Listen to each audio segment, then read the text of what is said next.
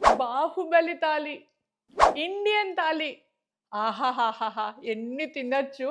సరిగ్గా ఒక గ్లాస్ పెద్ద గ్లాస్ నీరు తాగారంటే, తర్వాత అన్నం తినడానికి మీ పొట్టలో ఖాళీ ఉంటుందా? అలా కాకుండా నీళ్లు ఎప్పుడైనా దొరుకుతాది. కానీ ఇంతటి రుచికరమైన భోజనం ఎప్పుడు దొరుకుతాదో ఏమో అని పీకల వరకు కాదు, తల వరకు తింటారు. నోట్లో నుంచి బయటొచ్చేసే వరకు తింటారు. మాట్లాడిస్తే బయటొచ్చేస్తది. దీని తర్వాత అయ్యో! ఈరోజు నేను ఇంత తినేసాను, ఎన్ని కేలరీస్ పెరిగిపోయినానో, 2 కేజీలు వెయిట్ పెరిగిపోయినాను. జిమ్‌కెళ్ళి వెయిట్ చేశాననేసి వెయిట్లు ఎత్తుతారు. ఆ ఎత్తి కిందకి పైకి, కిందకి పైకి ఎత్తేటప్పుడు కూడా సోపాలు పడిపోతూ ఉంటారు. తర్వాత ఆ కడుపు దాని బాధని చెప్పుకోలేదు. ఎందుకంటే దానికి నోరు లేదు కదా చెప్పడానికి.